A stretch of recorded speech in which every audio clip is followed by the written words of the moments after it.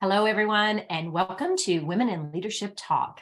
I am super excited. We're kicking off January with Claudia Miller. And Claudia, we're so excited to have you here all the way from Raleigh, North Carolina. So thanks for joining us today. Thanks for having me, Vicki. I'm so excited to be here, especially with some of the topics we'll be discussing today. Yeah, I know we've got a really good session lined up for everybody. And our audience, I want to thank you because I know you have a choice as to what podcast you listen to. And we are super grateful and humble that you continue to show up and listen to Women in Leadership Talk. So today is, it's going to be really exciting. So I'm going to share with you a little bit about Claudia before we jump into questions. See, I'm eager. I want to get going already, Claudia. So Claudia is a sought after career coach for women in technology. And she helps her clients land fulfilling jobs at those senior levels. She also partners with companies and organizations in identifying who those rising stars might be within the organization and helps to provide the strategic insight and support in developing that leadership pipeline. She has a very specific focus on women and women of color. And due to her efforts, she has worked with top Fortune 500 companies and clients and has partnered with world-class businesses in Chicago, developing a workforce development strategy in coordination with the city of Chicago's efforts to decrease unemployment rates for persons of color. She's also the creator and host of Roadmap to the Executive Suite podcast. Very exciting. We can talk a little bit about that. And due to her client success, she's been featured multiple times in Forbes, MSNBC, Thrive Global, Business Insider, and put her in their top global list of top innovative career coaches.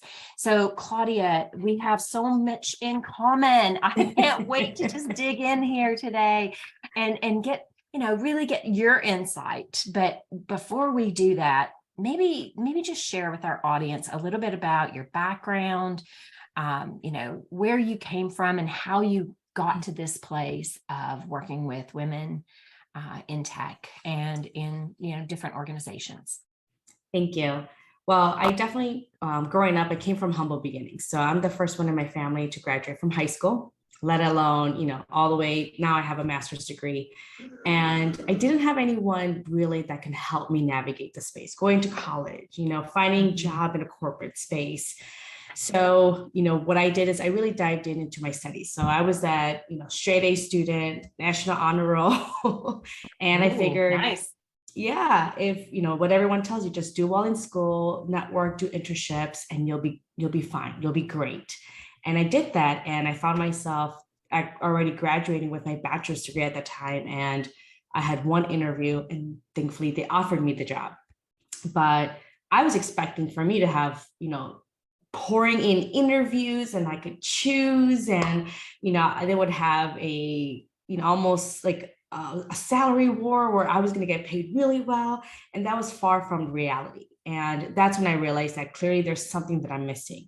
And it's not something that I clearly learned in school because I'm very studious. I love learning, but clearly I needed to figure that out. And when I started this, route, what led me to be a career coach, it was more for personal reasons. I consider myself very ambitious, very driven, and I wanted to get ahead in my career, and I didn't have the resources. So I needed to go out there and find it, create my own networks and connections.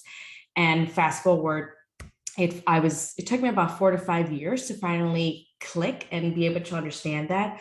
And since then, I've been able to work from finance to education to healthcare in a hospital setting to healthcare in a corporate financial tech setting. So I've been able to pivot across various industries and getting at least a $30,000 salary increase every single time. Now I'm able to help my clients where I've helped them get up to $140,000 in additional earned income. But that's really where my journey started. And it was more for personal reasons because I needed to learn how to get ahead in my career. And now I'm able to do that for other women. Awesome. And so why was it important for you, for more women truly to be in more, let's say, higher level management roles or leadership roles? And I guess my burning question with you is your thoughts on, have we actually progressed, or are we going backwards with respect to women being in those leadership roles? So 2 questions. Yeah. So what really drove me to primarily work with women is, I've seen the impact that women can have just overall in our communities. My mom, worked really hard and still struggled to, pay our bills. And even though she worked over 40 hours, so I saw the struggles that happened there. And, she had to work a lot. So I had to raise a lot of my sisters. So knowing the importance of like helping women land into those leadership roles that allows them to have opportunities, that enables them to have a lot of empowerment within themselves, where they get to live, where they want to put their kids in school, is really important to me, because I didn't have that growing up. And I wish my mom had those opportunities in order to do so.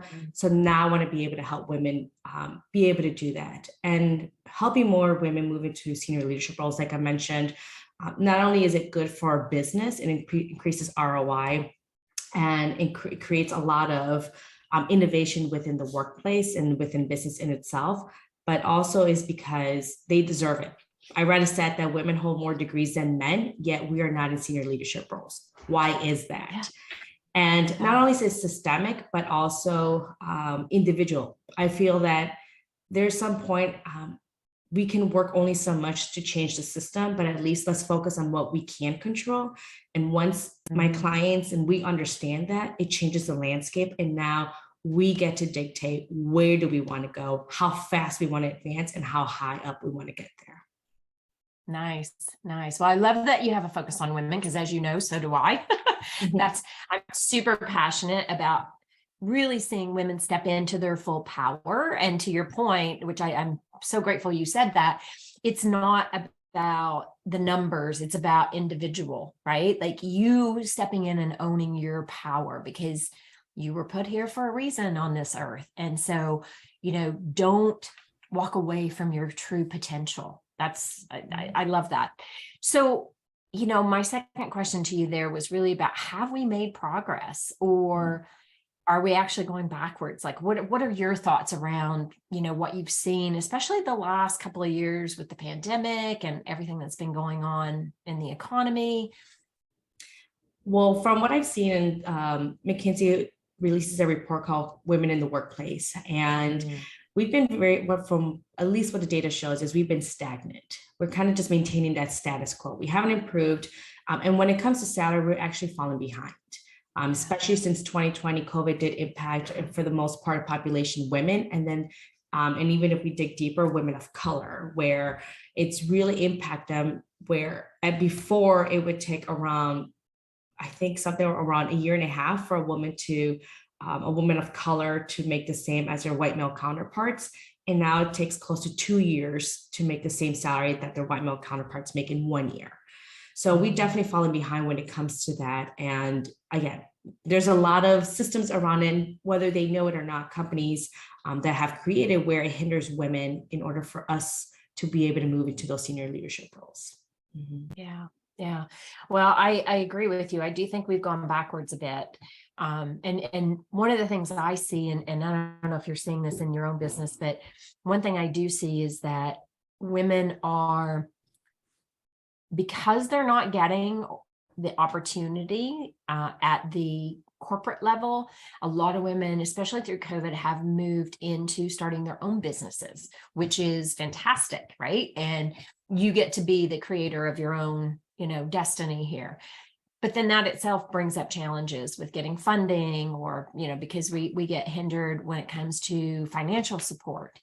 Although I see a little bit of changes there, but I think that, we have so much to offer, and I read the McKinsey report as well. And we know that companies that have a more diverse leadership team or diverse board of directors actually show substantial improvements in their overall return, right? So profits are anywhere from 20+% higher because you have that diversity. And it's not about having the one woman, it's about having multiple women in those roles, and diversity of, all aspects, whether it's gender, whether it's color, whether it's religious backgrounds, like all aspects of diversity. So thank you. Thank you for sharing that. So let's talk a little bit about why women are less likely to advocate for themselves. Why do you think that is? I think it's just how we're raised, and depending on your background, at least I can speak. I'm Latina, so I'm Hispanic, and we're kind of just told, just be quiet, just sit down, be pretty, or just do your work, and eventually you'll get rewarded. And as we've seen in corporate, that's not exactly how it works. You got to make sure that you advocate for yourself, that you communicate your achievements. And a great kind of example that I always like to tell my clients is, do you remember what you did 6 months ago? Like right off the bat, can you remember what projects you worked on 6 months ago? And I personally can't even remember what I probably did a month ago or 2 months ago. I always have to refer to my calendar because I live by my calendar. So if you can't remember what you did 6 months ago, your manager's not going to know what you did 6 months ago, let alone what you've done this past year. So it's important for yourself to be able to advocate, be able to communicate that, and constantly be staying on top and really working with some of those stakeholders who make those decisions on who gets promoted and who gets to move into the senior leadership roles. So that's really like a great kind of perspective to think about it, of like why we need to start advocating for ourselves. And I know that, some people, and even introverts too, they don't like gloating about themselves. They don't like being, the one screaming like, look at me, here's what I did, I'm so great. But it has to be about changing your mindset and reframing it to, I'm just trying to point out the data and the facts and the achievement and the work that I've done. And I want to make sure I document it just as any other data or report you may have to do for work. Lovely, lovely. Yes, because if you don't ask, you don't get, right? Mhm. So if you're not advocating, then yeah, that's so can you share an example of someone that you've witnessed? I mean, it can be anybody that you see as a great role model for self-advocacy. Yes. So I had a client, and my client Robin, and she, at the time when she came to me, she was very upset because she was promised a manager job, but because she didn't have experience, they wanted her to do the role without the title and the pay, so that way she can gain experience and then she can have that title and salary. Well, she did the job for 3 years, finally got the salary, finally got the job title. Then she came to find out that the people now that she was managing were making at least $50,000 more than her. Even though she had been at the company for over 10 years, she had over 20 years of experience, and she even created a technology system that was world class and very competitive in the landscape and industry that she worked in. But yet she was being underpaid. She went to HR and her boss at the time, and they said there's nothing they can do, that they can only give up to 8% salary increases, which is sometimes very common for companies.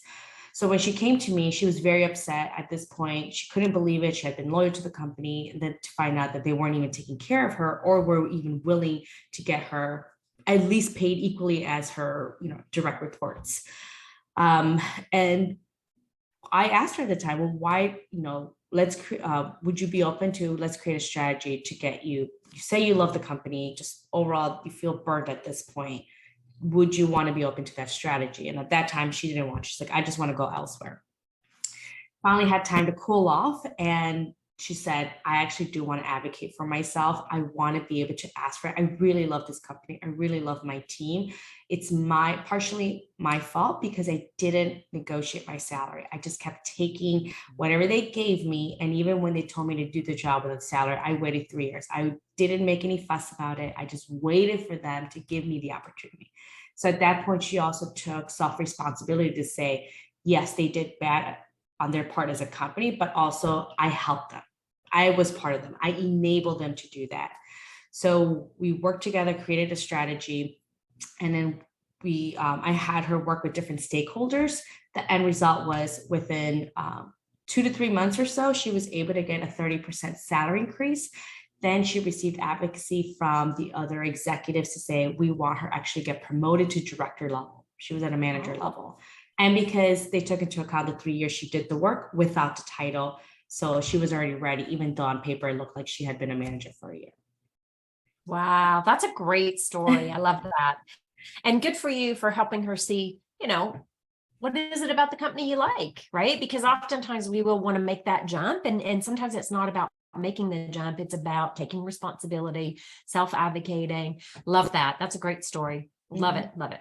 So I'm going to shift just a little bit because, and we talked about this earlier, but what would you suggest that more companies should be doing to really help support women in moving into more of those senior level leadership roles? Because we seem to be pretty good at middle management, and even at the bottom rung, like, we've got lots of women, let's say, but we're not rising to the higher levels of management. So what do you think companies should be doing? Definitely creating almost like a talent pipeline. And when it comes to be able to hire very diverse group of people and be able to just nourish them and be able to help them grow within their careers. Because what I see a lot of companies doing is they need a director, so they look to hire externally when they have talent internally. And if you don't have the talent, well, it's because you didn't build up the talent. You waited till last minute. You realize that you haven't even invested in your own employees. Therefore, you have to look elsewhere. And it keeps happening at the top of the leadership level. And of course, when it comes to that point, sometimes it's, well, who do you know? Well, the people in the leadership roles are usually men. Well, men know probably other men and they refer other men. And it just becomes this cycle. Whereas as opposed to we could say, you know what? I know that in a few years, if I'm a director, well, let me see who I can groom within my team. We also know I want to be an advocate and ally for women as well.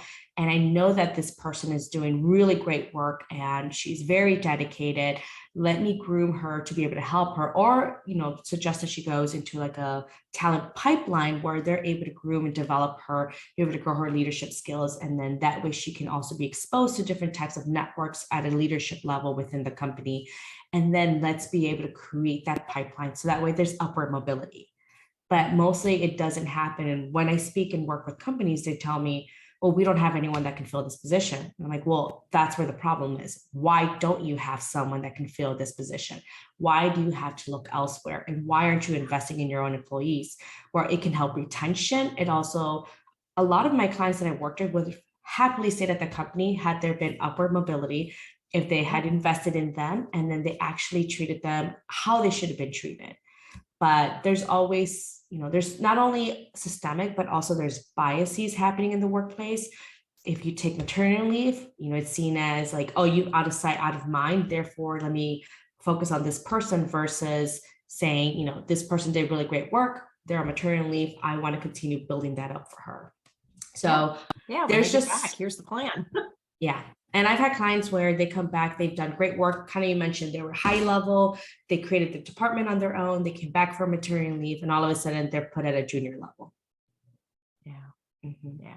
That's pretty deflating and very, very devaluing. Like, our value system then is like, what happened? Like, I didn't change while I was gone. What happened on this end? Yes. Well, and I love what you shared there. Like, I as you were talking, it reminded me of a client that I had. And I remember him saying to me, he was a big advocate for women. And he said to me that whenever he had a job opening, his challenge to HR, a big organization, but his challenge to HR and to the recruitment team was, I want 10 candidates brought forward, 50% have to be women. And so he mandated it. And so there is that pushback, right? And you said this, that where oftentimes you'll hear, well, there are no women for that role, which I would call BS myself, like, because you and I both know, with the women we work with, we know there are many, many capable, competent, excellent women that would just, rock those roles. So I think it does start to, you have to have a leader who recognizes it and understands the importance of diversity in the first place, but then also pushing that throughout the organization, and not just with their own teams, but then the teams that they lead, those leaders, how are they ensuring that those opportunities are brought forward? One company, I love their philosophy, Google actually, where they when they have a project, they give it to the least experienced person because it's the push. Like, how do we get that person to really rise up to their full potential? And so, I think that's a great strategy. They're competent. So, Mhm. make sure that's clear. They are a competent employee already. But instead of us going to our overachiever or high performing person, it is starting to look at how do you help develop that next level in your pipeline. So those are some great examples. And so what's the responsibility on the woman leader, on those who are aspiring to be leading? Yeah, definitely. It's about advocating for yourself and understanding yourself as well. I mean, I have clients that are introverts, and of course, it's not like they're going to be speaking up at their meetings, but I do have them identify, how do you want to communicate and network? Do you want to network within the organization one-on-one? What is your style that is preferred? So we do need to take that ownership to say, well, if I keep getting passed up for promotions, there is a choice you can make. And my philosophy is, if they don't promote you, you can go promote yourself. You can go elsewhere to still get that promotion. Because my clients, once they come to that point, that tipping point when they're like, enough is enough, they realize that they could have done this years ago. Like, they had to be put into the situation where they're miserable. And now, within 90 days or so, their life changes. All of a sudden, they have a job that they love at a great company, and they sometimes get paid twice as much. And like, why did I do this earlier? And it's because sometimes we just take a backseat when it comes to our careers. We wait for our managers to promote ourselves or tell them when we're ready to be promoted. We don't talk about all our achievements. We don't prepare for these performance reviews. We're not communicating or tracking all the metrics of the work that we've done. They're not gathering a lot of that praises that they're receiving from clients, coworkers, of the great work that they're doing. So there is an ownership level that you need to have when it comes to your career, because at the end of the day, that's you, that's your career, and you can't always rely, and you're not always going to have great managers. Therefore, you have to be a great manager of yourself in your career. Yeah, beautiful, beautiful. So I love what you said there. And I think our audience was probably asking, how do I do that? I'm an introvert, or I'm not comfortable speaking up because I was taught at a very young age to sit back, be quiet, don't make waves. So give me some tips. What would you recommend that our audience could walk out today and start doing to be more of a self-advocate? Well, first is that self-awareness. Like, most of the time when I have clients, they're feeling self-doubt. They're not feeling confident. Maybe I'm not ready for that manager director level, even though I've been doing the job already. Just not getting paid or called by it. So the first step is self-awareness. So how do you become self-aware? Well, start tracking and start going a look back almost of what you've done in your career. And you can even, if you haven't updated your resume, most of us don't always have an updated resume, but try to look at that. And usually when I work with clients, that's one of the first things I have them do. Make a list of achievements. What are you most proud of? And look into the metrics. How long did it take you to get there? What kind of organizations? How many people? Was this domestic or global level? How many people did it impact? Did it impact revenue? And if so, by how much, and the percentage of it? Tell me a little bit more, like, start really digging in. And then all of a sudden they came to realize that a project that they've worked on, they didn't realize that generate over $10 million, and it took 3 months to do. And all of a sudden that self-awareness starts coming up to say, realizing of the great work that they've done and the magnitude that it has to the company. Then all of a sudden they start feeling that confidence again to realize of, I do actually do great work, and I've done some really great work, and I'm very proud of everything that I've done. And I didn't even realize how great of a job I've been doing. And once that self-awareness comes, make your manager self-aware. When you have that performance review, plan for it. It should take at least 1 or 2 months to prepare for that performance review. Gathering all this data, almost creating like an achievement portfolio, collecting all that praise emails that you've been receiving throughout the year, and saying, this past year has been really great, and here are some of the top projects that I've worked on, and here's overall in the past 12 months, I've generated over $50 million in additional revenue, and we've been able to sell these top 3 products within our product line, and really creating that snapshot for them so they can understand that. And not only for yourself, but also for your manager, because you need to have your manager also advocate for you when it comes to promotion time. Who is going to be in the org chart and who's going to be in that leadership level? So that would be like at least my recommendation for a first step. You yourself have to become aware of how great you are. Yeah. Oh, I love that. I love that. Love that. And we all need that. Even the most confident person will have ebb and flow with confidence. And what you just shared there about tracking, like knowing even the smallest things, those are achievements. And you need to celebrate yourself that, you were able to do that. So love that. That's beautiful.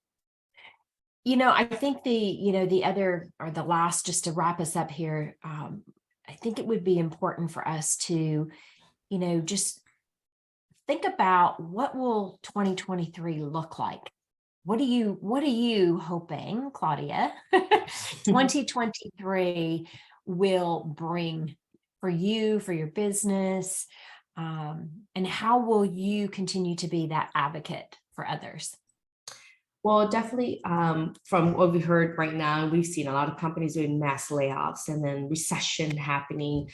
One of the things that I want to focus on is like, how can I help more women during these times? So I'm actually building a workshop on how to survive a recession, whether you're job searching or not. And then some of those resources that, whether you're job searching and want to advance your career, like how can you continue making that progress? And some, some of your listeners may say, well, I'm not ready for that job yet. And a good rule of thumb, at least for me and what I've seen great that works great for my clients, is you should only be an individual contributor level for 3 years. After that, you're stagnating in your career. If you're in a manager level, it could be 3 to 5 years. And same thing for directors. And then once it comes to like a senior director executive level, the expectation is around 5 to 10 years. So if you're way past those markers, it's time for you to get a new job. It's time for you to advance in your career. Even if it's ladder at a different department, that's when you start learning new processes, new systems, new, different workflows and different people. And because there are times when I had clients like, I can't believe I'm stagnating my career and I feel like I'm falling behind. And now my peers or my friends are, 5-10 years ahead of me. They're already at executive, senior director level, and I'm still at an individual contributor level. So don't wait until it's too painful that you can't withstand it anymore. Instead, take the proactive approach and then get on and get ahead of it when it comes to your career. Love it. Love it. Love it. Oh, that's awesome. And something I was just reading the other day, and I'm in full belief with this, is that if you don't ask for those different opportunities, you don't grow. And that can be in lots of different ways. So stretch yourself. Yes, fear comes in, but stretch yourself to do something different, something new. And that's great advice, especially when you look at your career trajectory. And what are you doing to help yourself become that great leader? What kind of a leader do you want to be? Love it.